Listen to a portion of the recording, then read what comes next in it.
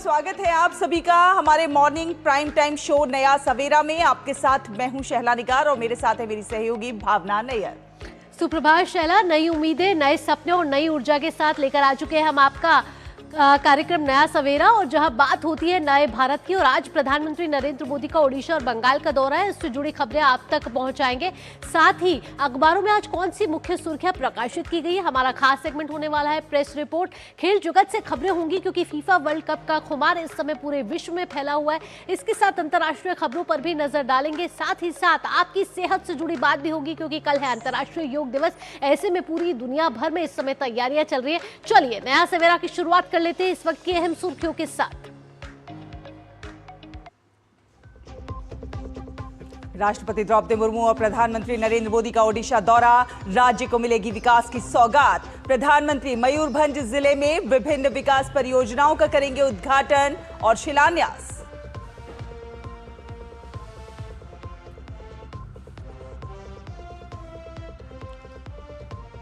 प्रधानमंत्री नरेंद्र मोदी का पश्चिम बंगाल दौरा, हुगली में पश्चिम बंगाल दिवस समारोह में लेंगे हिस्सा।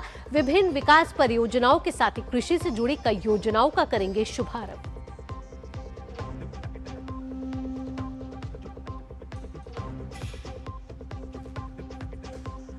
विश्व भर में अंतर्राष्ट्रीय योग दिवस को सफल बनाने के लिए जोरदार तैयारियां, कहीं योग मैराथन तो कहीं फिटनेस अभियान। इस बार योग दिवस की थीम स्वस्थ वृद्धावस्था के लिए योग।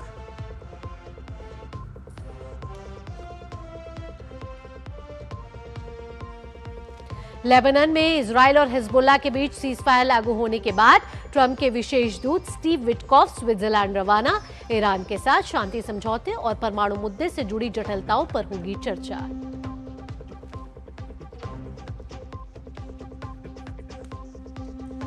और चेन्नई में आज Bharat Afghanistan cricket one day series का तीसरा और अंतिम मैच, क्लीन स्वीप के इरादे से मैदान पर उतरेगी टीम इंडिया। और अब खबरें विस्तार से। आज का दिन ओडिशा के लिए बेहद अहम और खास है। प्रधानमंत्री नरेंद्र मोदी आज ओडिशा को विकास की बड़ी सौगात देने वाले हैं। और इस महत्वपूर्ण दौरे में राष्ट्रपति द्रौपदी मुर्मू भी उनके साथ मौजूद रहेंगी। राष्ट्रपति और प्रधानमंत्री मयूरभंज जिले के पहाड़पुर गांव पहुंचकर संथाली जाहेरा और हो जाहेरा जैसे पवित्र उपवनों में पूजा अर्चना करेंगे। और उसके बाद में राष्ट्रपति और प्रधानमंत्री रायरंगपुर में ओडिशा सरकार के 2 वर्ष पूरे होने के अवसर पर आयोजित कार्यक्रम में शामिल होंगे। इस कार्यक्रम में 47,600 करोड़ रुपए से ज्यादा की विकास परियोजनाओं का लोकार्पण और शिलान्यास किया जाएगा।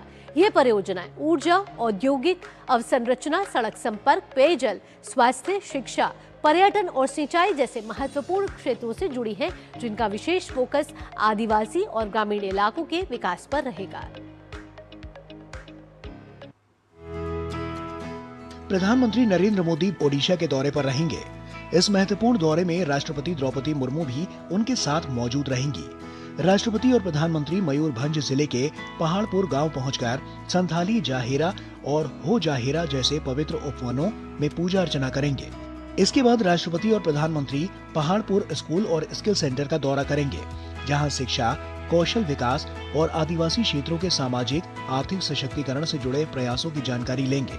इसके बाद में राष्ट्रपति और प्रधानमंत्री रायरंगपुर में ओडिशा सरकार के 2 वर्ष पूरे होने के अवसर पर आयोजित कार्यक्रम में शामिल होंगे। विकास धारा ओडिशा सारा थीम पर आयोजित इस कार्यक्रम में 47,600 करोड़ रुपए से अधिक की विकास परियोजनाओं का लोकार्पण और शिलान्यास किया जाएगा। ये परियोजनाएं ऊर्जा, औद्योगिक अवसंरचना, सड़क संपर्क, पेयजल, स्वास्थ्य, शिक्षा, पर्यटन और सिंचाई जैसे महत्वपूर्ण क्षेत्रों से जुड़ी हुई हैं, जिनका विशेष फोकस आदिवासी और ग्रामीण इलाकों के विकास पर रहेगा। उड़ीसा में पहली बार राष्ट्रपति और प्रधानमंत्री साथ में एक साथ इनका गांव में रहेंगे और प्रेरणा का पीठ है, कोल्हो और सांताल का जो पीठ है वो पीठ को पूजा अर्चना करेंगे। फिर शिक्षानुष्ठान है, स्किल डेवलपमेंट और गांव में जो विद्यार्थी का स्कूल, इसको परिदर्शन करेंगे। इनको विद्यार्थी को ज़्यादा इंस्पिरेशन मिलेगा। जिन प्रमुख परियोजनाओं का शिलान्यास किया जाएगा उनमें 600 मेगावाट की अपर इंद्रावती पम्प्ड स्टोरेज परियोजना शामिल है।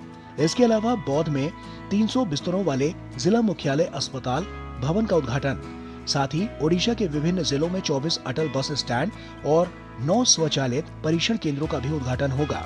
NH 57 पर Nayagarh town bypass, Jagpura Jajpur Keonjhar road, Baitarani road multi tracking परियोजना, रायरंगपुर में खेल परिसर और जनजातीय अनुसंधान केंद्र आदि शामिल है। इन परियोजनाओं के जरिए राज्य में बुनियादी ढांचे को मजबूती मिलेगी, कनेक्टिविटी और ऊर्जा सुरक्षा बढ़ेगी और रोजगार के नए अवसर पैदा होंगे। माना जा रहा है कि ये विकास पैकेज ओडिशा के औद्योगिक और सामाजिक विकास को नई गति देगा। प्रधानमंत्री नरेंद्र मोदी का उड़ीसा का ये दौरा केवल विकास परियोजनाओं के उद्घाटन और शिलान्यास तक ही सीमित नहीं है, बल्कि ग्रामीण और आदिवासी क्षेत्रों को मुख्य धारा से जोड़ने के लिए महत्वपूर्ण कदम माना जा रहा है। राष्ट्रपति द्रौपदी मुर्मू की उपस्थिति इस कार्यक्रम को बेहद खास बना रही है। वहीं 47,000 करोड़ से ज्यादा की योजनाएं उड़ीसा के विकास में अपना महत्वपूर्ण योगदान देने वाली हैं। कैमरा पर्सन विश्वेंदु के साथ निशांत राय, DD न्यूज, मयूरभंज। और ओडिशा सरकार के 2 साल के सफर और विकास की नई इबारत को लेकर ओडिशा के बीजेपी प्रदेश अध्यक्ष मनमोहन सामल से DD न्यूज ने खास बातचीत की है, वो आपको दिखाते हैं। प्रधानमंत्री नरेंद्र मोदी के नेतृत्व में उड़ीसा में बीजेपी सरकार को 2 वर्ष पूरे हो चुके हैं। इस मौके पर देश के प्रधानमंत्री नरेंद्र मोदी और राष्ट्रपति द्रौपदी मुर्मू उड़ीसा आ रही हैं। सर, एक खास मौका है, बीजेपी को 2 साल पूरे हो गए हैं। सर, क्या कहेंगे? उड़ीसा के लिए आज का दिन सबके लिए स्मरणीय दिन है। 2 साल में उड़ीसा में तो हमने 1 करोड़ से ज़्यादा हमारा माँ बहन को हमने सुभद्रा योजना में और इंफ्रास्ट्रक्चर सेक्टर में, टूरिज्म में हमने जो बताए थे, टूरिज्म में काफ़ी डेवलपमेंट काम हुआ है। पिछले 2 वर्षों में उड़ीसा में आम लोगों में क्या बदलाव आया है?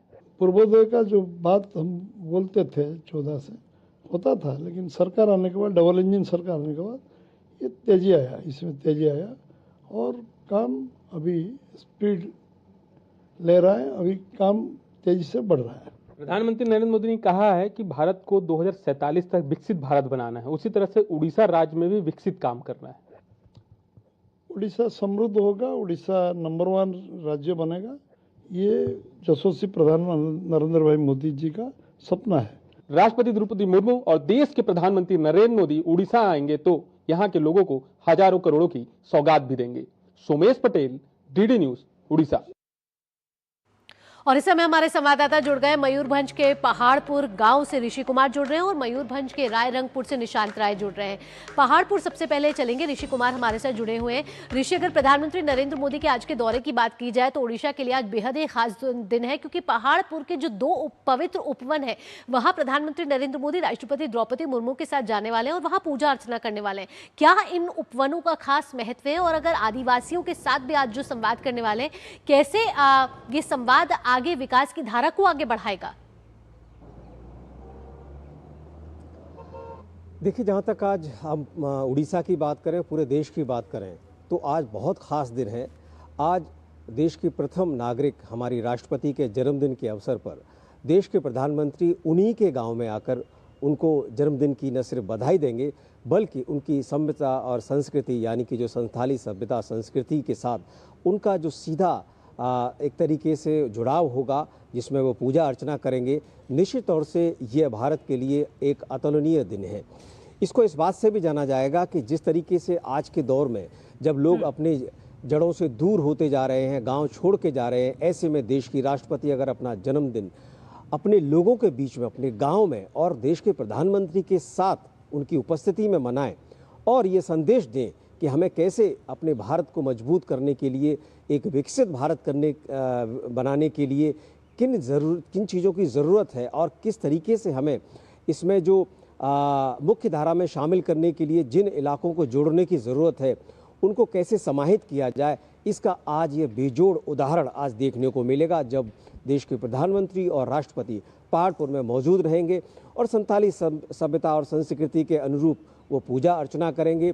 और न सिर्फ यहाँ पर वो पूजा अर्चना करेंगे, बल्कि देश के लिए जो सबसे बड़ी ज़रूरत है वो है शिक्षा और स्किल, यानी कि इन दोनों की जो ज़रूरत है वो ग्रामीण स्तर से पूरा करने की जो संकल्पना है उसको आज पूरा करते हुए दिखाई देंगे देश के दोनों नेता, राष्ट्रपति और प्रधानमंत्री।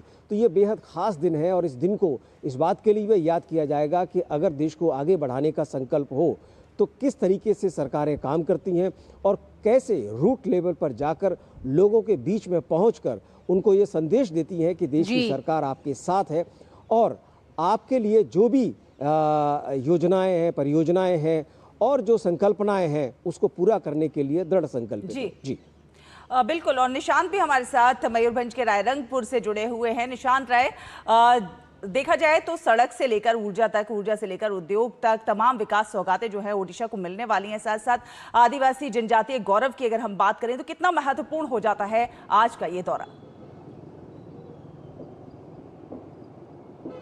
देखिए, बिल्कुल जैसा कि हमारे वरिष्ठ सहयोगी ऋषि कुमार भी बता रहे थे कि आज प्रधानमंत्री और राष्ट्रपति एक ज़िले में एक साथ हैं और राष्ट्रपति द्रौपदी मुर्मू इसी ज़िले की रहने वाली हैं। और जब प्रधानमंत्री और राष्ट्रपति और यहाँ के गवर्नर, यहाँ के मुख्यमंत्री यहाँ पर 47,000 करोड़ से ज़्यादा की परियोजनाएं जो हैं वो उड़ीसा और राष्ट्र को समर्पित करेंगे तो उसका असर ये होता है कि आम लोगों को भी लगता है कि हाँ, कुछ काम हो रहा है और लोग सीधा उन कामों से जुड़ते हैं। सबसे बड़ी बात है कि प्रधानमंत्री नरेंद्र मोदी के आप दौरे देखेंगे तो तमाम राज्यों में, उन जिलों में दौरे किए जाते हैं जहां पिछली सरकारों में प्रधानमंत्री का जाना ही बहुत ही असंभव सा प्रतीत होता था। लेकिन सभी पिछड़े इलाकों में, आदिवासी इलाकों में प्रधानमंत्री का जाना, वहां की जनता से संवाद करना केवल विकास योजनाएं नहीं बल्कि ये आदिवासी और ग्रामीण भारत को मुख्य धारा से जोड़ने की एक योजना प्रतीत होती है, जिसका असर ये होता है कि अंतिम पंक्ति में खड़ा व्यक्ति भी अब मुख्य धारा की तरफ अग्रसर हो रहा है। और एक कहा जा सकता है कि आज जब राष्ट्रपति के गांव से निकलकर प्रधानमंत्री और राष्ट्रपति जब यहाँ पर रायरंगपुर आएंगे, पब्लिक रैली को एड्रेस करेंगे तो एक गौरव का पल उन तमाम आदिवासी वनवासी लोगों के लिए होगा जो अपने बीच की एक महिला को देश के सर्वोच्च पद पर बैठे हुए देखेंगे, प्रधानमंत्री उनके पास बैठे हुए रहेंगे। तो एक तरीके से गौरव की अनुभूति होगी और एक प्रेरणा का काम करेगी यहाँ उन तमाम लड़कियों को, तमाम महिलाओं को, तमाम अभिभावकों को किस तरीके से बेटियों की शिक्षा जरूरी होती है। और मैं आपको बता दूं, कल से ही मैं रायरंगपुर में लोगों से मिल रहा हूं, सभी लोग पूरे गौरव की अनुभूति कर रहे हैं। खासकर द्रौपदी मुर्मू जो राष्ट्रपति हैं वो यहाँ पर कभी शिक्षिका हुआ करती थी और सभी लोगों का कहना है कि तब वो पढ़ाती थी, आज वो हमारे लिए गौरव है। और उसका असर ये हो रहा है कि रायरंगपुर में शिक्षा को लेकर अगर बात की जाए तो लोगों में काफ़ी हमने देखा है कि उनके राष्ट्रपति बनने के बाद से काफ़ी परिवर्तन आए हैं और वनवासी और आदिवासी इलाकों में इसका व्यापक असर हो रहा है। केवल उड़ीसा नहीं बल्कि झारखंड की अगर बात की जाए या भारत के अन्य हिस्सों की बात की जाए तो एक तरीके से राष्ट्रपति को देखकर जो गौरव की अनुभूति होती है उससे प्रेरणा लेने का भी काम ये समुदाय कर रहा है। बिल्कुल निशांत, यहाँ हमारे साथ ऋषि भी जुड़े हुए हैं। ऋषि, अगर बात करें उड़ीसा की तो 2 साल का कार्यकाल जो है उसको भी लेकर प्रधानमंत्री नरेंद्र मोदी आज बड़ी बातें रख सकते हैं। अगर इन 2 सालों के कार्यकाल को देखें, उपलब्धियों को देखें तो क्या कुछ उड़ीसा ने विकास की उपलब्धि हासिल की है? देखिए, जहाँ तक उड़ीसा के 2 वर्ष के कार्यकाल को देखें तो निश्चित तौर से जिस संकल्पना के साथ ये सरकार बनी थी और जो उन्होंने रूट लेवल पर काम करने के लिए और ख़ास तौर से जो आदिवासी इलाकों में जो विकास की परियोजनाओं को ले जाने और उन्हें ज़मीनी स्तर पर पहुंचाने के जो प्रयास हुए थे, ख़ास तौर से अगर हम देखें इसी इलाके की बात करें तो रायरंगपुर में हमने देखा कि यहाँ पर प्रधानमंत्री से संबंधित जो केंद्रीय विद्यालय हैं वो हैं, एकलव्य विद्यालय हैं, जो शिक्षा के क्षेत्र में अगर सबसे ज़्यादा जो ज़रूरत थी पिछड़े इलाकों में ख़ास तौर से उसको बहुत तेज़ी से आगे बढ़ाया गया है। और हम जैसे पीछे भी देख सकते हैं हमारे स्किल सेंटर है जिसमें कि जो प्रधानमंत्री यहाँ पर आज पहुँचेंगे, हालांकि इसका उद्घाटन राष्ट्रपति ने 2023 में ही किया था। तो जो पुरजोर कोशिश है जो आम जन तक पहुँचने की, डेवलपमेंट के लिए जो संकल्पना है उसको पूरा करने की, उसको गति मिली है। चाहे वो इंफ्रास्ट्रक्चर की बात हो, इन्वेस्टमेंट की बात हो, इन सबको बहुत तेज़ी से आगे बढ़ाया गया है। और जो उड़ीसा की जो टूरिज़्म है, इसके लिए भी सरकार ने अलग अलग योजनाओं के माध्यम से, क्योंकि उड़ीसा के अगर पर्यटन के क्षेत्र को देखें तो यहाँ कर अनटच्ड ब्यूटी के तौर पर इसको जाना जाता है, देखा जाता है। और यहाँ पर तमाम ऐसे इलाके हैं जो बहुत ही खूबसूरत इलाके हैं। उन सब चीज़ों को बहुत ज़्यादा प्रोत्साहन देने की कोशिश की जा रही है, क्योंकि जब लोगों का आवागमन होता है, पर्यटन का आरंभ होता है, तो उसको गति मिलती है, तो निश्चित तौर से एक माहौल बनता है जिसमें कि स्वीकार्यता की अनुभूति होती है। और इस पूरे इलाके में, उड़ीसा में, जिस तरीके से ग्रामीण अंचलों में जो ज़रूरत थी, हमने देखा है कि इंफ्रास्ट्रक्चर के मामले में काफ़ी सुधार हुआ है जी। चाहे वो बिजली आपूर्ति की बात हो, जल आपूर्ति की बात हो, सड़क बनाने की बात हो, इन सब पे बहुत तेज़ी से काम हुआ है। तो निश्चित तौर से विकास की गति को यहाँ पर अंजाम देने की जो कोशिश की गई है 2 वर्षों में, उसी को हम प्रतिफल के रूप में देख सकते हैं। और इस समय सरकार की तरफ से जो प्राथमिकताओं में से एक उड़ीसा राज्य है, प्रधानमंत्री खुद यहाँ पर पहुँच रहे हैं और ग्रामीण स्तरों पर पहुँचकर इन सब चीज़ों को बढ़ावा देना और उनको प्रोत्साहित करना, ये सरकार की नीयत और उसकी प्राथमिकता को बताता है। जी, और बिल्कुल, और कहीं ना कहीं निशांत, अगर जनजातीय गौरव को नए आयाम देने की दिशा में देखा जाए तो प्रधानमंत्री नरेंद्र मोदी लगातार जो है आदिवासियों के लिए लगातार काम करते रहे, प्रयास करते रहे, और साथ ही साथ जिस तरह से वोकल फॉर लोकल और कई सारे अभियान चलाए गए, उस दिशा में कई सारे प्रयास किए गए हैं। किस तरह से वहाँ के लोगों में उत्साह देख रहे हैं आप? जनजातीय लोगों में उत्साह देखने को मिल रहा है इस दौरे को लेकर? देखिए, इस दौरे को लेकर जनजातीय लोगों में काफ़ी उत्साह नज़र आ रहा है। सबसे बड़ी बात है कि बड़े लंबे समय के बाद देश के प्रधानमंत्री और देश की राष्ट्रपति एक साथ एक मंच पे भारत के एक राज्य के में नज़र आ रहे हैं, उड़ीसा जैसे राज्य में। और सबसे बड़ी बात है कि एक पिछड़ा इलाका जो कहा जाता था, मयूरभंज जिला, वहाँ पर यहाँ पर राष्ट्रपति, यहाँ से राष्ट्रपति हैं। राष्ट्रपति की अगर बात की जाए तो उनके होने के कारण लोग पहले से ही गौरव की अनुभूति करते हैं। दूसरी तरफ प्रधानमंत्री खुद आ रहे हैं और ये एक तरीके से जनजातीय समाज की जो प्रतिष्ठा है उसको बढ़ाने का काम करता है कि राष्ट्रपति के जन्मदिन पर देश के प्रधानमंत्री मयूरभंज जैसे जिले में उनका आना और राष्ट्रपति का रहना, ये दिखलाता है कि किस तरीके से समाज के अंतिम पायदान पर खड़े हुए व्यक्ति अब भारत के नेतृत्व करने के लिए भी आगे बढ़ रहे हैं। और ये जनजातीय समाज को लेकर पिछले 2 सालों में अगर बात की जाए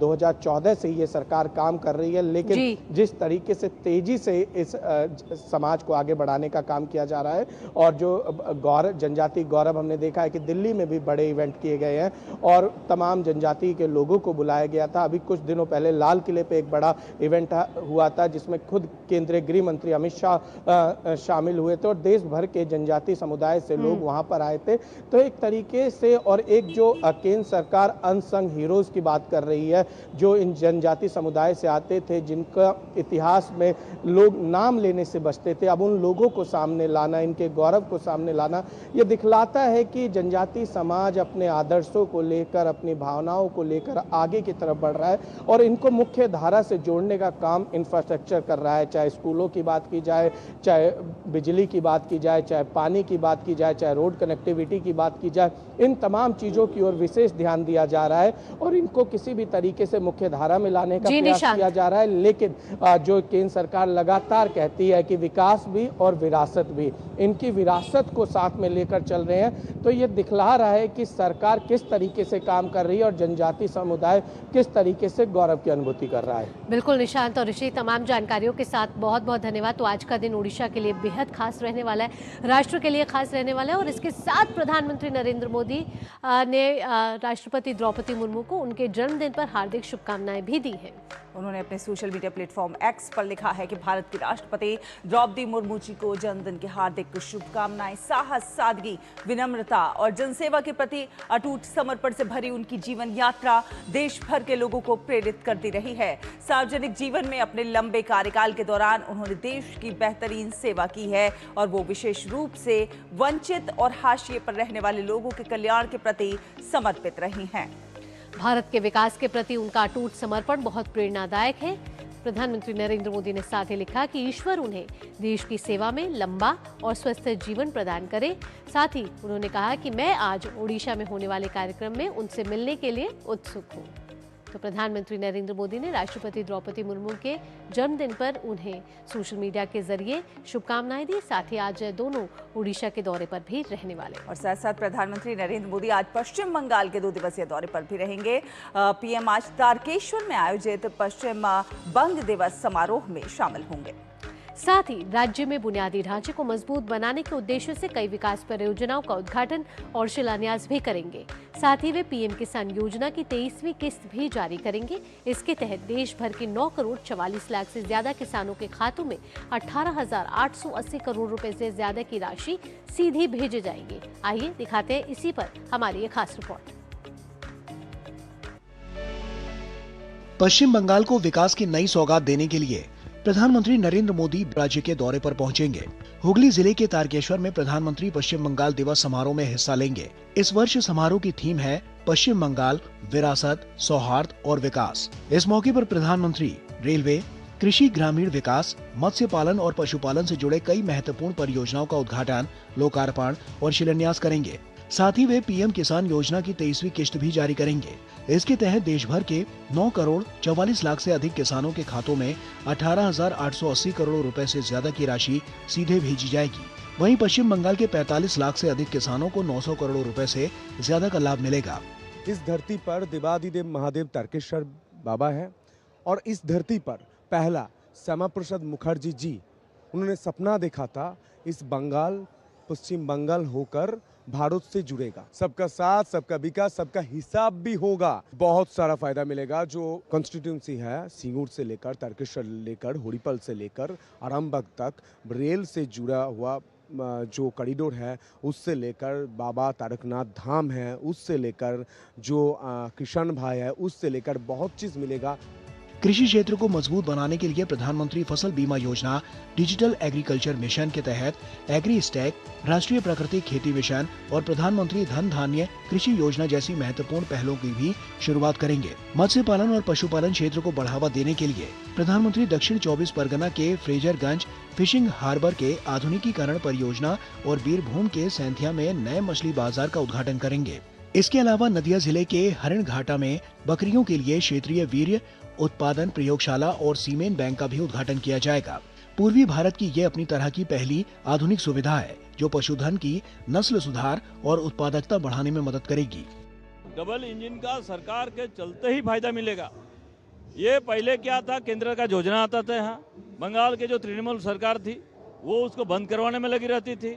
आयुष्मान योजना हो, किसान सम्मान निधि हो, ग्रामीण सड़क योजना हो, कोई भी योजना हो, उस योजना बंगाल के आम जनमानस को ना मिले, इसका पूरा पावर लगा देती थी पिछले बंगाल की सरकार, ममता बनर्जी की सरकार। रेलवे क्षेत्र में लगभग 590 करोड़ रुपए की परियोजनाओं को भी राष्ट्र को समर्पित किया जाएगा। इनमें सांक्राइल सांतरागाछी लिंक लाइन, हावड़ा में 300 बेड वाला नया रेलवे अस्पताल और पूर्वी मेदिनीपुर में एक रोड ओवर ब्रिज शामिल है। ग्रामीण संपर्क को बेहतर बनाने के लिए पीएम मोदी प्रधानमंत्री ग्राम सड़क योजना के तहत 49 सड़क परियोजनाओं का उद्घाटन करेंगे। 315 किलोमीटर से अधिक लंबी ये सड़कें गांवों को बेहतर कनेक्टिविटी देंगी, लोगों की बाजारों और जरूरी सेवाओं तक पहुंच आसान बनाएगी और रोजगार के नए अवसर पैदा करेंगी। इन परियोजनाओं के जरिए पश्चिम बंगाल के विकास को नई गति मिलने के साथ साथ विकसित पश्चिम बंगाल और विकसित भारत के संकल्प को भी मजबूती मिलेगी। किसानों के कल्याण, बेहतर बुनियादी ढांचे और ग्रामीण विकास पर खास जोर के साथ प्रधानमंत्री नरेंद्र मोदी का ये दौरा पश्चिम बंगाल के विकास को नई गति देने वाला माना जा रहा है। साथ ही ये विकसित भारत के संकल्प को मजबूत करने की दिशा में एक महत्वपूर्ण कदम भी है। कैमरा पर्सन मोहन मुकुट शर्मा और उत्तम सिंह के साथ मैं तापस भट्टाचार्य, डीडी न्यूज, तारकेश्वर, पश्चिम बंगाल। और प्रधानमंत्री नरेंद्र मोदी ने पश्चिम बंगाल दौरे को लेकर सोशल मीडिया प्लेटफॉर्म एक्स पर लिखा है कि मैं आगामी 2 दिन 20 और 21 जून को विभिन्न कार्यक्रमों में भाग लेने के लिए पश्चिम बंगाल में मौजूद रहूंगा। 20 जून का जो दिन है वो विशेष रूप से बेहद महत्वपूर्ण है क्योंकि इस दिन पश्चिम बंगाल दिवस मनाया जाएगा।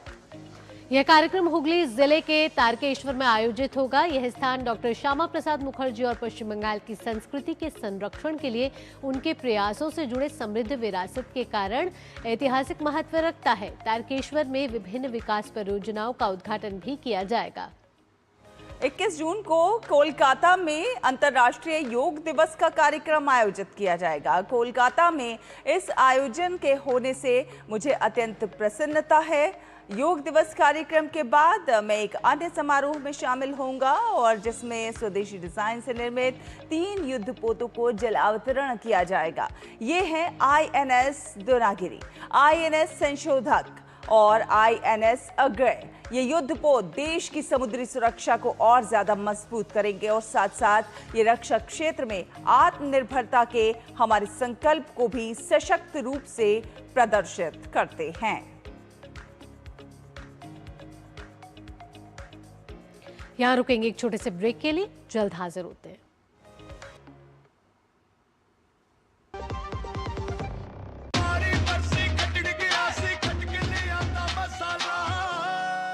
मसाला ओए छोले दा या लोबे दा, पंजाबी छोले दा या पिंडी चने दा। अब छोलिया हो या लोबिया, पंजाबी छोले या पिंडी चने, सब कुछ मजेदार बने। हर सुबह भारत एक नए सपने के साथ जागता है और हर सपने को, हर प्रगति को एक शक्ति आगे बढ़ाती है। पिछले 12 वर्षों में बढ़ते कोयला उत्पादन और मजबूत सप्लाई के साथ देश की ऊर्जा सुरक्षा को नई मजबूती मिली। विकास को जिम्मेदारी और भविष्य से जोड़ते हुए पर्यावरण और विविधीकरण को भी नई दिशा मिली, क्योंकि प्रगति सिर्फ संरचनाओं में नहीं, लोगों के जीवन में भी नजर आनी चाहिए। और इसी सोच के साथ आत्मनिर्भर भारत के संकल्प को मिली नई ऊर्जा। यही है कोल इंडिया, 12 साल विश्वास के, विकास के, जन कल्याण के।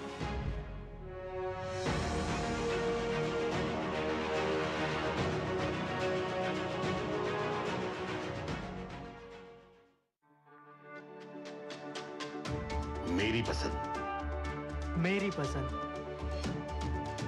मेरी पसंद, मेरी पसंद, हमारी पसंद, हम सबकी पसंद। मजबूत देश का मजबूत सरिया हो गया स्टील। ब्रेक के बाद स्वागत है आपका। आप देख रहे हैं नया सवेरा। आपको बता दें कि गृह मंत्री अमित शाह आज महाराष्ट्र के कोल्हापुर में कई कार्यक्रमों में शिरकत करेंगे। अमित शाह माता अंबाबाई मंदिर में दर्शन पूजन करेंगे और फिर उसके बाद मंदिर परिसर के आधुनिकीकरण और सौंदर्यीकरण कार्य का शिलान्यास करेंगे। इसके बाद अमित शाह धन्यवाद सभा भी करेंगे। इसके साथ ही अमित शाह कल्पना अवाड़े जनता सहकारी बैंक, इचल करंजी के नवनिर्मित मुख्यालय भवन का लोकार्पण भी करेंगे और शाम में एक जनसभा को भी संबोधित करेंगे। तो महाराष्ट्र में अमित शाह का ये कार्यक्रम, कोल्हापुर में कई कार्यक्रमों को संबोधित करेंगे। आगे बढ़ते हैं, बात कर लेते हैं महाराष्ट्र की राजनीति से जुड़ी हुई, जहां शिवसेना यूबीटी के 6 सांसदों की बगावत के बीच उद्धव ठाकरे ने शुक्रवार को भावुक होते हुए कहा कि चुनौतियों और हमलों के बावजूद उनका संकल्प नहीं डगमगाया है, लेकिन अगर पार्टी को उन पर भरोसा और विश्वास नहीं है तो वे पार्टी अध्यक्ष का पद छोड़ने के लिए तैयार है। दरअसल उद्धव ठाकरे शिवसेना के 60वें स्थापना दिवस के अवसर पर आयोजित एक कार्यक्रम को संबोधित कर रहे थे। 4 साल में दूसरी बार अपनी पार्टी में टूट के बाद ठाकरे ने कहा कि वो 1 दशक से अधिक समय से पार्टी का नेतृत्व कर रहे हैं और लगातार हो रहे हमलों को देखते हुए वो शिवसेना यूबीटी के शीर्ष पद से हटने के लिए भी तैयार हैं। वहीं शिवसेना के स्थापना दिवस के मौके पर डिप्टी सीएम एकनाथ शिंदे ने पार्टी कार्यकर्ताओं को संबोधित करते हुए उद्धव ठाकरे पर परोक्ष रूप से निशाना साधा। उन्होंने चेतावनी देते हुए कहा कि यह तो सिर्फ ट्रेलर है, पूरी फिल्म अभी बाकी है। हालांकि उद्धव की इस अपील पर शिवसेना के कई नेताओं ने उन्हें नसीहत दी है। शिवसेना नेता मिलिंद देवरा ने कहा है कि अगर उद्धव मातोश्री से बाहर निकलकर लोगों के बीच गए होते तो आज पार्टी ने ये हालात ना देखे होते। लोगों को भावुक और भावनात्मक भाषणों में कोई इंटरेस्ट नहीं है। लोग चाहते हैं कि एक ऐसे नेता की आवश्यकता हो जो महाराष्ट्र में, देश में उनकी समस्याओं को दूर कर सके, उनके जो आकांक्षाएं हैं उन आकांक्षाओं को पूरा कर सके। और आज जहाँ तक महाराष्ट्र की बात है, जहाँ तक शिवसेना की बात है, बहुत बड़े पैमाने पे लोग शिंदे साहब के नेतृत्व में, उनके नेतृत्व में काम करना चाहते हैं, इसलिए वे पार्टी में शामिल होना चाहते हैं। शिवसेना नेता संजय निरुपम ने भी उद्धव ठाकरे पर चुटकी ली है। निरुपम ने कहा कि इस भावनात्मक अपील का कोई अर्थ नहीं है, क्योंकि जब पार्टी नहीं बची तो अध्यक्ष रहकर क्या करेंगे। उनकी पूरी पार्टी क्रमशः खत्म होती चली जा रही है और इसके लिए अगर कोई जिम्मेदार है तो सिर्फ और सिर्फ माननीय उद्धव ठाकरे जी जिम्मेदार है। क्यों? क्योंकि वो मातोश्री से बाहर निकलते नहीं, लोगों के बीच जाते नहीं, वो अपने पार्टी के एमपीज, एमएलए और जो उनके ऑफिस बेयरर्स हैं, कैडर के लोग हैं, उनसे किसी प्रकार का संवाद करते नहीं। इसलिए वो सब उनकी पार्टी छोड़ के हमारे पास शिवसेना में आ रहे हैं, क्योंकि यहां हमारी पार्टी का नेतृत्व कौन कर रहे हैं? एकनाथ शिंदे साहब कर रहे हैं। तो तृणमूल कांग्रेस में चल रहे अंदरूनी बिखराव के बीच अब पार्टी के बैंक खातों को लेकर एक नया विवाद सामने आया है। सूत्रों के अनुसार पुलिस ने पार्टी के 3 बैंक खातों को फ्रीज कर दिया है और इस फैसले के बाद इन खातों से कोई भी वित्तीय लेन देन या फिर निकासी संभव नहीं होगी। सूत्रों से मिल रही जानकारी के मुताबिक इन तीनों निजी बैंकों के खातों में कुल 440 करोड़ रुपए की भारी राशि जमा है। फिलहाल इन खातों को पूरी तरह से फ्रीज कर दिया गया है, जिससे पार्टी को वित्तीय लेन देन करने में बड़ी दिक्कत का सामना करना पड़ रहा है। हाल ही में तृणमूल कांग्रेस के वरिष्ठ नेता अरूप विश्वास ने संबंधित बैंक अधिकारियों को पत्र लिखकर इन खातों को फ्रीज करने का अनुरोध किया था। उनके इस पत्र के बाद ये पुलिस की कार्रवाई हुई है। टीएमसी के 3 बैंक खाते फ्रीज कर दिए गए हैं। खातों से अब वित्तीय लेन देन नहीं हो पाएगा। और आगे बढ़ेंगे, आपको बता दें कि री नीट यूजी परीक्षा 21 जून यानी कि कल होने जा रही है, लेकिन उससे पहले एक भ्रामक वीडियो सोशल मीडिया पर तेजी से वायरल हो रहा है, जिसमें री नीट यूजी 2026 की बुकलेट का पैकेट खोला जा रहा है। पीआईबी फैक्ट चेक ने इन दावों को फर्जी बताया है और फर्जी बताते हुए यह स्पष्ट किया है कि छात्र री नीट पेपर लीक के फर्जी दावों के झांसों में न आए। पीआईबी के मुताबिक वीडियो में दिखाए गए पैकेट में आधिकारिक नीट परीक्षा बुकलेट के साथ आने वाली जरूरी ओएमआर उत्तर पुस्तिका शामिल नहीं है।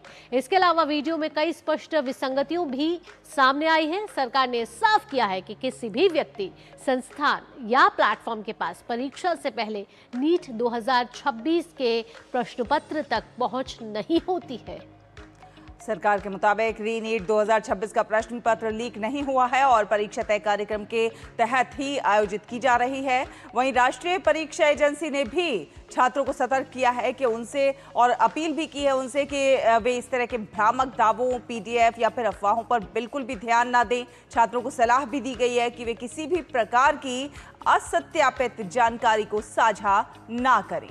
साथ ही परीक्षा से जुड़े सभी अपडेट्स के लिए केवल एनटीए की आधिकारिक वेबसाइट पर ही भरोसा करें। तो पीआईबी फैक्ट चेक में ये वायरल वीडियो को भ्रामक बताया गया है और सभी छात्रों से अपील की है कि इन भ्रामक वीडियो पर बिल्कुल भी यकीन ना करें। आइए अब आगे बढ़ेंगे। विदेश मंत्री डॉक्टर एस जयशंकर ने इंडिया यूएस फोरम 2026 में हिस्सा लिया और इस दौरान उन्होंने भारत और अमेरिका के रिश्तों पर बात की। उन्होंने कहा कि दोनों देशों के बीच कई क्षेत्रों में साझेदारी लगातार मजबूत हो रही है, लेकिन इस सबके साथ ही कुछ चुनौतियां भी हैं, जटिलताएं भी हैं। एस जयशंकर ने यह भी कहा कि जैसे जैसे भारत आगे बढ़ेगा उसके हित भी बढ़ेंगे और ज्यादा विविध भी होंगे। इसलिए भारत को बदलती दुनिया में अपने राष्ट्रीय हितों को ध्यान में रखते हुए काम करना होगा। उन्होंने जोर भी दिया है कि उथल पुथल भरी इस दुनिया में भारत को अपने राष्ट्रीय हितों, रणनीतिक स्वायत्तता और बहुध्रुवीयता को आगे बढ़ाते हुए अलग अलग क्षेत्रों में अपने रिश्तों को बेहतर बनाना चाहिए। संयुक्त राष्ट्र में एआई पर एक महत्वपूर्ण इंटरैक्टिव डायलॉग आयोजित किया गया। इसमें संयुक्त राष्ट्र में भारत के स्थायी प्रतिनिधि पी हरीश ने देश का पक्ष रखा। उन्होंने कहा कि एआई आज तेजी से दुनिया को बदल रहा है और इसीलिए इसके लिए ऐसे वैश्विक सहयोग की जरूरत है जिसमें सभी देशों की भागीदारी हो। भारत ये चाहता है कि एआई का विकास सुरक्षित तरीके से हो और इसका फायदा भी सभी लोगों तक पहुंचे। भारत को उम्मीद है कि पैनल एआई पर अंतर्राष्ट्रीय सहयोग में सार्थक योगदान देगा और नई दिल्ली में आयोजित इंडिया एआई इम्पैक्ट समिट 2026 में व्यक्त किए गए विजन को आगे बढ़ाएगा। ग्लोबल साउथ में आयोजित पहले वैश्विक एआई शिखर सम्मेलन के रूप में इस सम्मेलन ने यह सुनिश्चित करने के महत्व पर जोर दिया कि एआई के लाभ सभी देशों तक पहुंचे और विकासशील देश केवल एआई तकनीकों के उपभोक्ता न हो बल्कि एआई गवर्नेंस के भविष्य को आकार देने में सक्रिय भागीदार बने।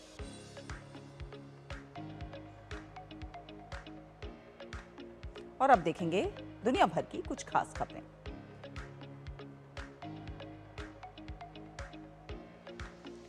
इजराइल और हिजबुल्लाह के बीच युद्ध विराम के प्रभावी होते ही अमेरिका और ईरान के बीच शांति वार्ता का प्रभावी क्रियान्वयन फिर से पटरी पर लौटता नजर आ रहा है। राष्ट्रपति ट्रंप के विशेष दूत स्टीव विटकॉफ स्विट्जरलैंड के लिए रवाना हो रहे हैं। विटकॉफ वहां पर ईरान के साथ संभावित परमाणु समझौते पर पहले दौर की तकनीकी बातचीत का नेतृत्व करेंगे। और इससे पहले आपको बता दें, लेबनान में संघर्ष के चलते इस वार्ता को अस्थायी रूप से टाल दिया गया था। ईरान ने स्पष्ट कर दिया था कि परमाणु वार्ता आगे बढ़ाने के लिए लेबनान में युद्ध विराम एक अनिवार्य शर्त है, जिसके बाद इजराइल और हिजबुल्लाह के बीच लेबनान में युद्ध विराम लागू हो गया।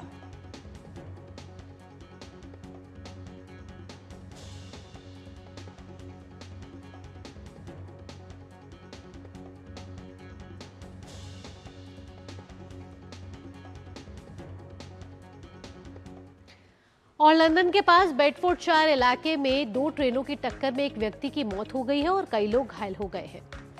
और आपको बता दें कि हादसे की जगह पर इमरजेंसी सर्विस की टीमें तुरंत पहुंची, राहत और बचाव के कार्य में जुट गई। जानकारी के अनुसार इस हादसे में करीब 50 लोगों के घायल होने की खबर मिल रही है। ब्रिटेन के प्रधानमंत्री कीर स्टारमर ने इस पूरे हादसे पर शोक जताया। इटली के प्रधानमंत्री जॉर्जिया मेलोनी ने अमेरिकी राष्ट्रपति डोनाल्ड ट्रंप को जमकर खरी खोटी सुनाई। उन्होंने ट्रंप पर अपने बारे में मनगढ़ंत कहानी बनाने का आरोप लगाया। ट्रंप ने एक इटालियन टीवी चैनल को बताया था कि मेलोनी ने G7 समिट में उनके साथ फोटो खिंचवाने के लिए उनसे गुजारिश की थी। और इस पर मेलोनी ने कहा कि वो ट्रंप की बातों से बेहद हैरान हैं। उन्होंने ट्रंप की आलोचना करते हुए कहा कि वे अक्सर अपने पुराने और घनिष्ठ सहयोगियों की तुलना में पश्चिम के दुश्मनों के प्रति कहीं ज्यादा सम्मान दिखाते हैं। आपको बता दें कि अमेरिकी राष्ट्रपति डोनाल्ड ट्रंप ने मेलोनी को लेकर कहा था कि उन्होंने मुझसे अपने साथ फोटो खिंचवाने की गुजारिश की। वो मेरे साथ फोटो खिंचवाने के लिए बहुत बेताब थी। उन्होंने कहा कि मैं फोटो नहीं खिंचवाता, लेकिन मुझे उन पर तरस आ गया।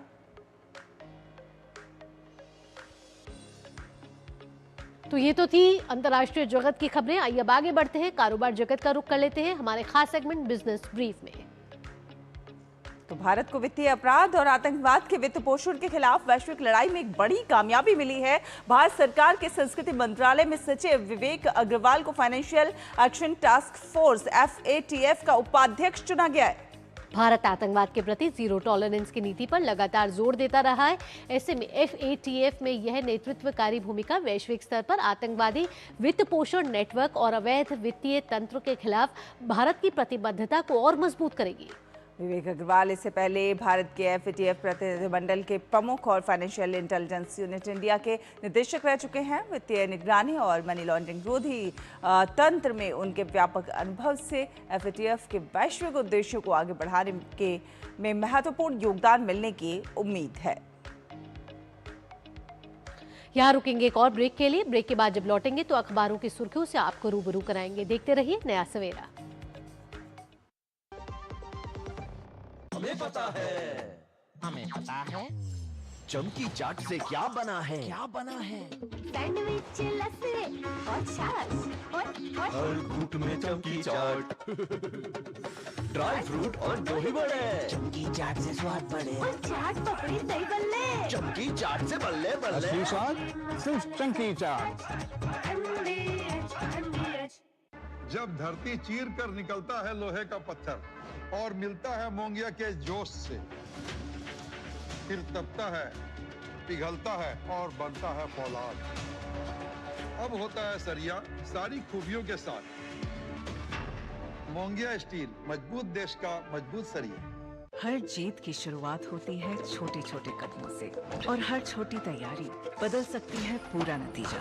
क्योंकि मैदान हो या जिंदगी, छोटी से छोटी तैयारी ही देती है प्रोटेक्शन और प्रोटेक्शन ही देता है भरोसा।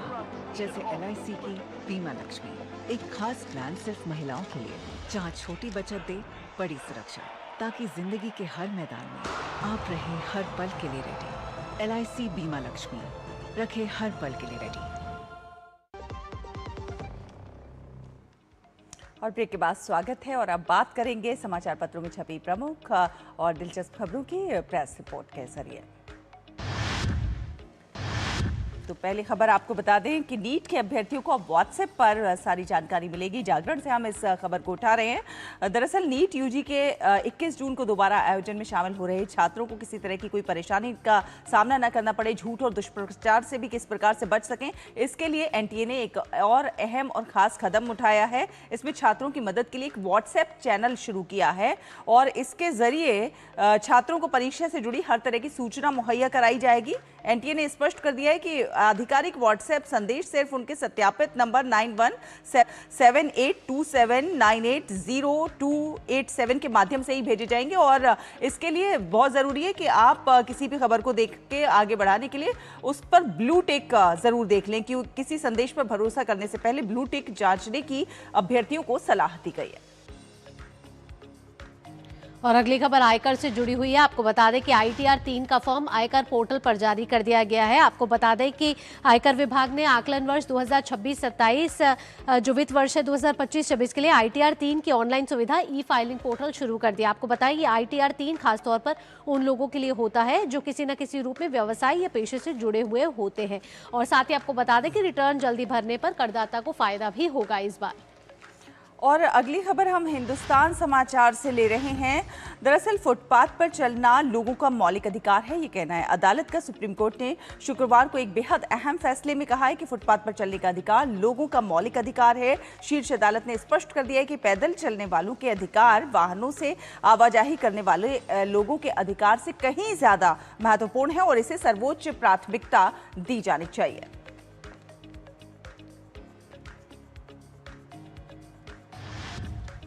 और अगली खबर का रुख करते हैं। अगली खबर है 21 जून को नौसेना में कमीशन होने वाले हैं 3 जहाज। पीएम करने वाले इस समारोह की अध्यक्षता। और आपको बता दें कि नौसेना के जंगी बेड़े में दूनागिरी, संशोधक और अग्रय नाम के ये 3 प्लेटफॉर्म एक साथ शामिल होने वाले हैं।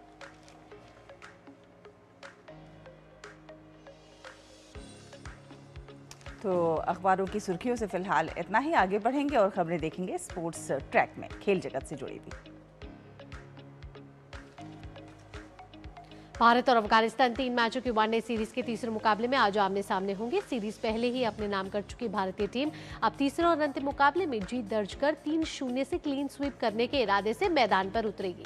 और दोनों टीमों के बीच ये मुकाबला चेन्नई के एम ए चिदम्बरम स्टेडियम में खेला जाएगा। भारत ने शुरुआती दोनों मुकाबलों में शानदार प्रदर्शन करते हुए सीरीज पर कब्जा जमाया है। घुटने की चोट से उबरने के बाद हर्षित राणा की टीम में वापसी हुई है और चेन्नई में उन्हें अंतिम एकादश में मौका मिल सकता है। भारतीय टीम को आईसीसी महिला T20 वर्ल्ड कप 2026 के बीच एक जोरदार झटका लगा है। युवा ऑफ स्पिनर श्रेयंका पाटिल टखने की चोट के कारण टूर्नामेंट से बाहर हो गई है। टीम प्रबंधन ने पाटिल के रिप्लेसमेंट के रूप में अनकैप्ड लेग स्पिनर प्रेमा रावत को शामिल किया। श्रेयंका पाटिल को बुधवार को नीदरलैंड्स के खिलाफ ग्रुप ए के मुकाबले में फील्डिंग करते समय दाएं पैर के टखने में चोट लगी थी। 23 साल की श्रेयंका अपने स्पेल के पहले ओवर में चोटिल हुई और उन्हें स्ट्रेचर पर बाहर ले जाया गया। आईसीसी ने पाटिल की जगह प्रेमा रावत को शामिल करने को मंजूरी दे दी है। 24 साल की प्रेमा रावत ने अंतर्राष्ट्रीय डेब्यू नहीं किया, लेकिन घरेलू क्रिकेट में प्रभावशाली प्रदर्शन करके आकर्षण का केंद्र बनी। और अब खबरें फुटबॉल विश्व कप से जुड़े हुई।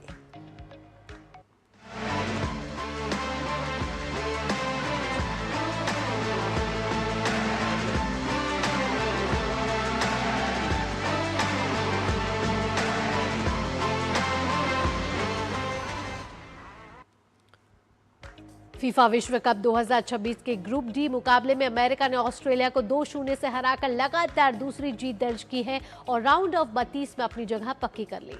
टूर्नामेंट के 32वें मैच में अमेरिकी टीम ने शुरुआत से ही आक्रामक खेल दिखाया और पहले हाफ में 2 गोल दागकर मुकाबले पर अपनी पकड़ मजबूत कर ली। पहला गोल ऑस्ट्रेलिया के कैमरन बर्गस ने 11वें मिनट में आत्मघाती गोल के रूप में किया और इसके बाद दूसरा गोल 43वें मिनट में एलेक्स फ्रीमैन ने दागकर स्कोर को 2-0 कर दिया। इसके बाद अंत तक मैच में एक भी गोल नहीं हो पाया और जीत अमेरिका ने एक तरफा जीत दर्ज करने में सफलता हासिल की।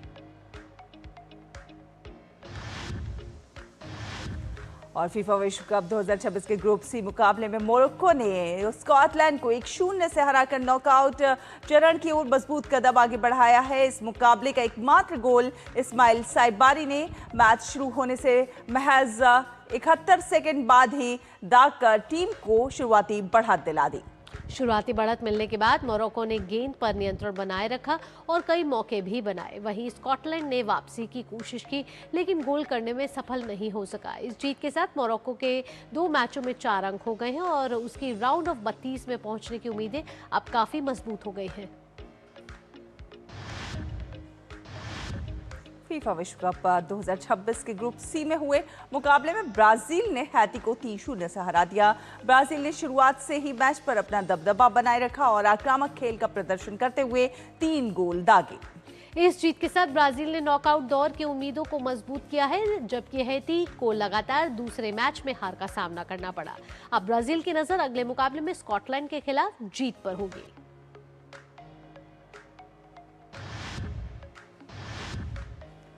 तो गौरव कुमार हमारे साथ जुड़ रहे हैं ज्यादा अपडेट के साथ। गौरव, क्या कुछ अपडेट है? सबसे पहले बात करें हैती की, तो ये बता दें कि हैती जो है वो पहली टीम बन गई है इस पूरे वर्ल्ड कप में जिसका सफ़र जो है इस वर्ल्ड कप से समाप्त हो चुका है। यानी कि ये टीम जो है वो बाहर हो गई है, क्योंकि आज ब्राज़ील के खिलाफ टीम का अहम मुकाबला था और यहाँ पर कम से कम टीम को जीत या फिर ड्रॉ की एक बहुत ज़्यादा ज़रूरत थी, लेकिन दोनों में से टीम जो है वो कामयाब नहीं हो सकी और ब्राज़ील ने हैती को 3-0 से हरा करके हैती का जो सफ़र है वो फिलहाल समाप्त हो गया है। तो उनके प्रशंसकों के लिए काफ़ी निराशा है, क्योंकि 1974 के बाद से उनकी वापसी जो हुई थी वो इस वर्ल्ड कप में हुई थी। तो यहाँ पे उनके प्रशंसक ये सोच रहे थे कि इस बार जो वापसी हुई है वो कहीं ना कहीं थोड़ा आगे तक और उनको देखने को मिलेगा, लेकिन यहाँ पे उनका सफ़र जो है वो समाप्त हो गया है। बाकी अगर जिस तरह से मैचेस हुए हैं तो जाहिर तौर पर मेज़बानों का दबदबा जो है वो साफ तौर पर देखने को मिल रहा है। कल हमने देखा किस तरह से कनाडा का दबदबा देखने को मिला, फिर मैक्सिको ने जो है वो राउंड ऑफ 32 में जगह बना ली और आज जो है वो अमेरिका जो है वो पूरे दमखम के साथ, यानी कि पिछले मैच जो कोई पैराग्वे के खिलाफ हुआ था जहाँ पर टीम ने 4-1 से जीत हासिल की थी, उससे भी शानदार प्रदर्शन करते हुए आज का जो मैच था ऑस्ट्रेलिया के खिलाफ था। ऑस्ट्रेलिया की एक ऐसी टीम थी जिसका जो डिफेंस है वो काफ़ी मजबूत समझा जाता है, उनकी एक अच्छी डिफेंस प्रणाली, उनकी कहना चाहिए जो रक्षा पंक्ति है वो काफ़ी ज़्यादा मजबूत है। तो उसको भेदते हुए जिस तरह से अमेरिका ने आज परफॉर्मेंस दिया है, हालांकि ये भी कह सकते हैं कि जो अमेरिका का जो दबदबा था उसी का एक रिफ्लेक्शन जो था वो नज़र आया जब पहला जो गोल हुआ वो ओन गोल हुआ ऑस्ट्रेलिया की ओर से और फोरलैंड ने काफ़ी अच्छा, जो अमेरिका के जो खिलाड़ी हैं उन्होंने काफ़ी अच्छा दबाव जो है मूव बनाया था, जिसके चलते ये गलती जो है वो बर्गस से हुई जो कि ऑस्ट्रेलिया के डिफेंडर हैं और ओन गोल वो कर बैठे। तो यहाँ से अमेरिका को बढ़त मिली और इसके बाद एलेक्स फ्रीमैन ने इस बढ़त को दोगुना किया। तो अमेरिका के लिए काफ़ी एक बड़ी बात इसलिए भी है क्योंकि ये इस टीम ने अगर पहला मैच देखें जो कि पैराग्वे के खिलाफ हुआ था, वहां पे भी पहले 15 मिनट के अंदर गोल करने में कामयाबी हासिल की थी और यहां पे भी पहले 15 मिनट के अंदर गोल करने में कामयाबी हासिल की है। तो इस तरह से अगर रिकॉर्ड के अंदाजे से देखा जाए तो फिर 1938 के बाद से ये पहली बार है कि किसी वर्ल्ड कप में कोई मेज़बान देश जो है वो बैक टू बैक, यानी कि पहले 2 मैचों में पहले 15 मिनट के अंदर गोल कर पाने में कामयाब हो रहा है। तो ये भी एक उपलब्धि जो है वो अमेरिका के साथ आज जुड़ के देखने को मिली है। जी, बहुत बहुत धन्यवाद गौरव तमाम जानकारियों के लिए और फीफा वर्ल्ड कप 2026 से जुड़ी तमाम अपडेट्स हमारे दर्शकों तक साझा करने के लिए। और आगे बढ़ेंगे, देखेंगे कि एक दिन एक उत्सव में आज क्या है खास।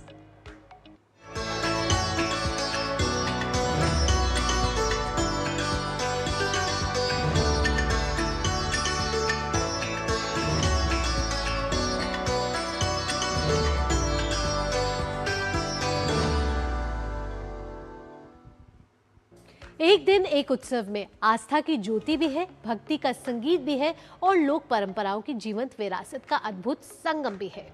बिहार के पूर्णिया जिले के धमदाहा प्रखंड में इन दिनों आयोजित हो रहा है नवकुंज महायज्ञ, अष्टयाम महासंकीर्तन और विशाल मेला। ब्रह्म बाबा स्थान पर होने वाला ये आयोजन केवल धार्मिक अनुष्ठान नहीं है, बल्कि कोसी सीमांचल की सांस्कृतिक पहचान, सामुदायिक सहभागिता और लोक आस्था का विराट उत्सव बन चुका है। देखिए भक्ति और लोक संस्कृति से जुड़ी ये विशेष प्रस्तुति।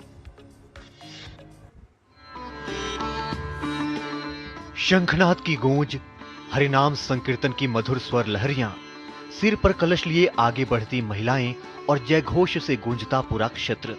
पूर्णिया के सुंदर धर्मपुर चिकनी स्थित ब्रह्म बाबा स्थान पर कुछ ऐसा ही भक्तिमय वातावरण दिखाई देता है। नौकुंज महायज्ञ और अष्टयाम महासंकीर्तन के दौरान 5 दिनों तक चलने वाले आस्था के इस पर्व में दूर दूर से लाखों श्रद्धालु पहुंचते हैं, जिससे पूरा क्षेत्र आस्था के रंग में रंग जाता है। यज्ञ, पूजा अर्चना, रामधुनी, भजन कीर्तन और प्रवचनों के साथ यहाँ आध्यात्मिक ऊर्जा का अनूठा वातावरण होता है। महायज्ञ की शुरुआत भव्य कलश यात्रा से होती है, जिसमें हजारों महिलाएं और कन्याएं भाग लेकर पूरे क्षेत्र को भक्तिमय बना देती हैं। इस आयोजन में बिहार के विभिन्न जिलों के अलावा झारखंड, पश्चिम बंगाल और पड़ोसी देश नेपाल से भी करीब 60 कीर्तन मंडलियां पहुंचती हैं, जिनकी प्रस्तुतियां श्रद्धालुओं को भक्ति रस में सराबोर कर देती है। नवकुंज महायज्ञ केवल एक धार्मिक आयोजन नहीं, बल्कि लोक आस्था, सांस्कृतिक विरासत और सामाजिक एकता का जीवंत उत्सव है, जहां भक्ति के साथ सेवा की भावना भी दिखाई देती है और जहां परंपराएं नई पीढ़ी तक सहज रूप से पहुंचती है। यही वजह है कि पूर्णिया का ये आयोजन आज कोसी सीमांचल क्षेत्र की धार्मिक और सांस्कृतिक पहचान का एक महत्वपूर्ण प्रतीक बन चुका है। Bureau report, DD news. अब आपकी सेहत की बात कर लेते हैं हमारे खास सेगमेंट फिटनेस मंत्र में। तो अंतर्राष्ट्रीय योग दिवस को लेकर देश भर में उत्साह अपने पूरे चरम पर है। राष्ट्रीय राजधानी दिल्ली से लेकर ग्रामीण क्षेत्रों तक योग दिवस की तैयारियां पूरे जोर शोर के साथ चल रही हैं। कई राज्यों में प्रशासन, शैक्षणिक संस्थान, सामाजिक संगठन और योग संस्थाएं बड़े पैमाने पर कार्यक्रमों के आयोजन में जुटी हुई हैं।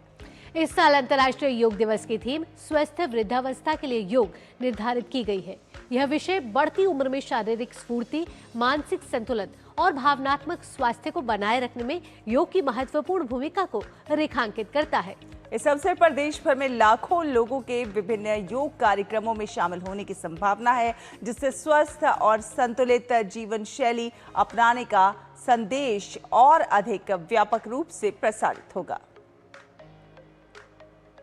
तो अंतर्राष्ट्रीय योग दिवस की तैयारियां इस समय जोर शोर पे है। अगर योग दिवस 2026 की बात की जाए और तैयारियों की बात की जाए तो आपको बता दें कि देश भर में इस समय उत्साह चरम पर है। बिल्कुल, योग संगम पोर्टल पर 6 लाख जो है संगठन रजिस्टर हुए हैं और रजिस्ट्रेशन में देश में सबसे आगे बंगाल है। देश भर में हजारों स्थानों पर आयोजन होंगे और देश के कोने कोने तक फैला है ये पूरा डिजिटल नेटवर्क। 778 जिलों तक योग संगम की पहुंच हो गई है। साथ ही आपको बता दें कि 3.22 लाख से ज्यादा संस्थाओं की भागीदारी देखने को मिलेगी। लगभग 2 लाख शैक्षणिक संस्थानों में रजिस्ट्रेशन हो चुका है और एनजीओज और निजी संगठन की भागीदारी की बात करें तो ये भी सक्रिय रूप से सामने आएंगे। पोर्टल से आयोजन और समन्वय आसान होता हुआ नजर आ रहा है। बिल्कुल, योग दिवस की थीम है स्वस्थ वृद्धावस्था, जन भागीदारी से और योग बन रहा है वैश्विक आंदोलन। तो हम लगातार देख रहे हैं किस तरह से योग व्यापक रूप से जो है अलग अलग देशों में जो है उस योग दिवस पर कार्यक्रम आयोजित हो रहे हैं।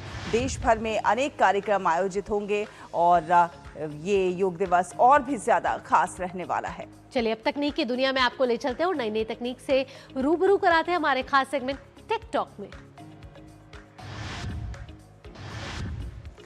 दुबई में पारंपरिक अमीराती पोशाक में वायरल एक ह्यूमनॉइड रोबोट इन दिनों चर्चा में है। इस रोबोट को यूएई स्थित कंपनी वाईएस लूटा टेक ने विकसित किया है।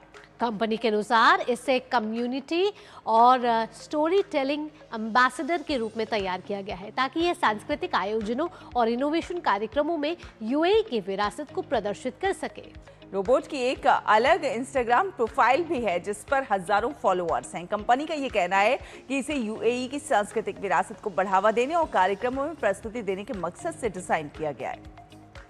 तो की तकनीक की दुनिया में हम देख रहे हैं कि ह्यूमनॉइड रोबोट का जो ट्रेंड है वो भी चल पड़ा है और यूएई इसका सहारा लेता हुआ नजर आ रहा है। आइए अब समय हो चुका है नया सवेरा में आप सभी से विदा लेने का, लेकिन चलते चलते आपको छूट जाते हैं कुछ अद्भुत झलकियों के साथ। बिल्कुल, लद्दाख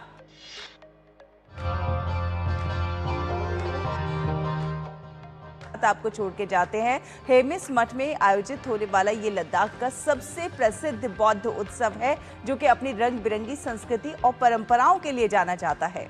आप इन मनमोहक झलकियों का आनंद लीजिए। इसी के साथ आपका दिन शुभ हो, मंगलमय हो, यूं ही मुस्कुराते रहें। मुझे, शैला और नया सवेरा की पूरी टीम को दीजिए अनुमति। नमस्कार।